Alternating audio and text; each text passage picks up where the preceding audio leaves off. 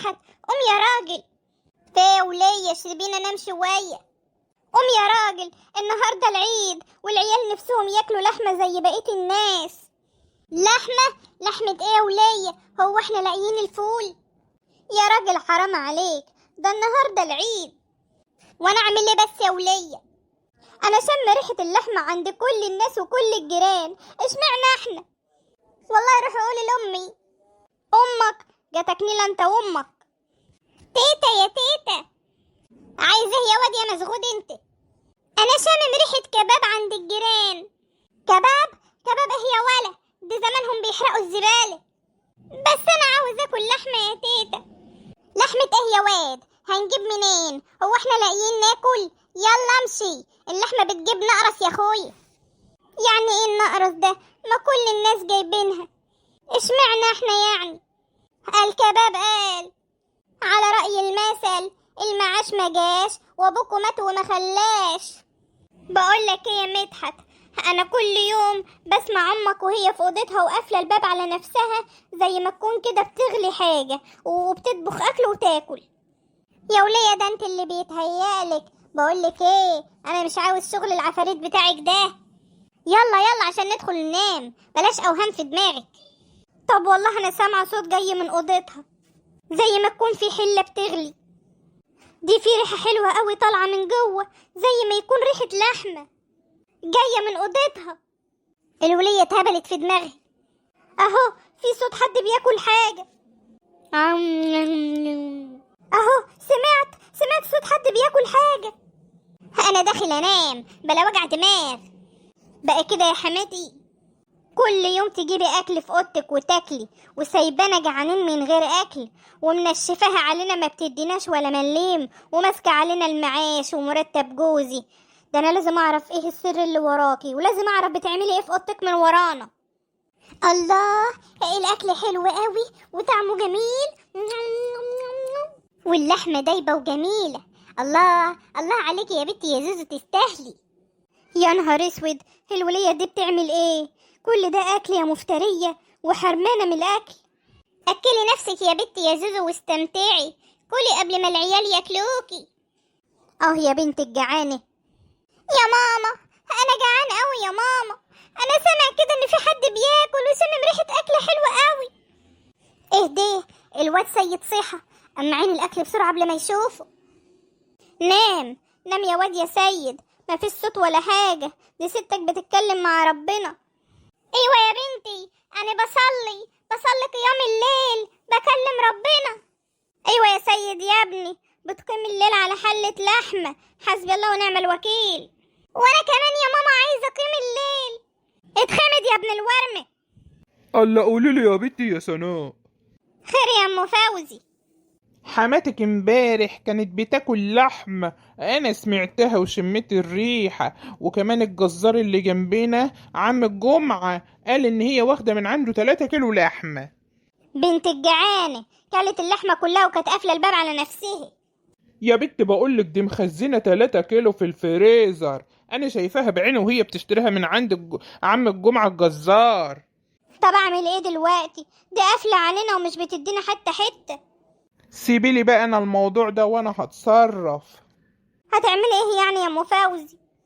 هقول لها ان في تموين جايين يفتشوا، واللي هيلاقوا عنده ازيد من كيلو لحمة متخزن هياخدوا منه غرامة 5000 جنيه. يا طنط. في ايه يا واد يا سيد؟ هو التموين ده ما عندهمش لحمه؟ امشي يا واد من هنا. يو بقى، مين اللي بيخبط؟ طيب يا اللي بتخبط جاي اهو. مين؟ ام فوزي؟ تعالي يا ام فوزي. الحق يا حاجة زينة، فيه مصيبة. مصيبة ايه يا بنت؟ كفالة الشر. التموين جايين يفتشوا، دول بقوا خلاص في اول الشارع.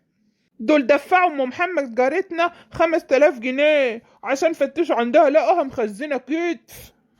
يا مصيبة السودة، 5000 جنيه؟ ليه؟ دبح عجل. وانت بقى بصراحة يا حاج قوليلي، عندك لحمة ولا ما عندكيش؟ اصل انت لو عندك. لحمة منين يا اختي؟ هو انا لاقية جناح الفرخة؟ يلا يا ولية عاملة زي الكرومبة انتي، يلا امشي من هنا. انت حرة يا حاج، ذنبك على جنبك. ده في جنبك يا عجلي. يا نهار اسود، اما الحق اخبي اللحمه بسرعه. معلش يا حبايبي، هعينكوا دلوقتي بقى لحد ما التموين دول يمشوا، وبعدين بقعد كده امزمز عليكوا، هخبيكوا. تعالوا بقى اما احطكوا في الدولاب. ايوه كده. والله لازم اصورك يا حماتي على اللي انت بتعمليه ده، والله ووقعت يا زوزو. ايوه كده، اديني صورت كل حاجه. لا مش هينفع المكان ده، العيال هيوصلوا له برضه. انا لازم اعينها في الزير اللي محطوط قدام البيت في الشارع. بالطريقه دي محدش هيقدر يوصل له خالص، اصل مفيش حد بيشرب منه، يبقى محدش هيعرف طريق اللحمه. اما اروح اعينها بقى في الزير. ايوه، اما اروح احط اللحمه في الزلعه اللي هناك دي، محدش هيشوفها خالص. ايوه كده. والله وصورتك برضه يا حماتي. اهو كده بقى محدش هيعرف طريق اللحمه خالص. هي النهارده العيد. يلا عاد يا زعبولة شوط الكورة. انا هشوط لك الكورة وانت كمان تشوطها لي. النهارده العيد. ايه ده؟ الزير اتكسر، الكورة جت كسرته، وايه اللحمة الكتير اللي وقع منه دي؟ يا لهوي، الكلاب هجمت علينا، الكلاب جاية عشان اللحمة. يا لهوي، الولية زينب خبت اللحمة في الزير، كل واحد يلحق له حتة. وكتاب الله اللي هيقرب للحمة دي ما هيلاقي الا الشبشب في وشه. دي لحمتي يا كفرة، يلا امشوا من هنا. لحمة ايه ياما؟ مش انت قلت ان احنا ما معناش فلوس ومعاش ابويا ما جاش؟ عارف يا بابا، ستي كانت بتتعشى لحمة كل يوم وبتسيبنا احنا جعانين. اه يا دهوتي، يا فرحة ما تمت، خدها الغراب وطار. عارفة ياما، المشكلة مش في اللحمة، المشكلة ان انت كلت لوحدك وسبتينا جعانين انا وجوزي وعيالي. اه يا خسارة اللحمة، انا لازم الم اللي باقي دوت في الكيس. ما كفاية بقى ياما، كفاية اللي انت عملتيه، فضحتنا في وسط الناس. الفلوس مش هتدفنك، كان نفسنا في حتة لحمة وحشتها عننا. بقى تخبي مننا اللحمة ياما، تخبي اللحمة من عيالك. كنت خايفة يا ابني، كنت خايفة لا الفقر يرجع تاني. ابوك مات وسابنا ما معناش جنيه. طب والعيال ياما ذنبهم ايه؟ حقكوا عليا يا ولادي، انا غلطت في حقكوا. خدي يا تيتا السندوتش ده، هو طعمية بس فيها لحمة. والله ضحكتيني يا واد يا سيد، طعمية ايه اللي فيها لحمة؟ لحمة اللمة يا تيتا. عندك حق يا واد يا سيد، سندوتش الطعمية ده في اللمة احسن من 100 كيلو لحمة. عندكوا حق يا ولاد، البخيل ياكل ماله قبل ما ياكل عياله. بس ما تقلقوش يا ولاد، انا عاينالكوا لحمة نضيفة جوه، ما النهاردة العيد وانتوا لازم تاكلوا لحمة.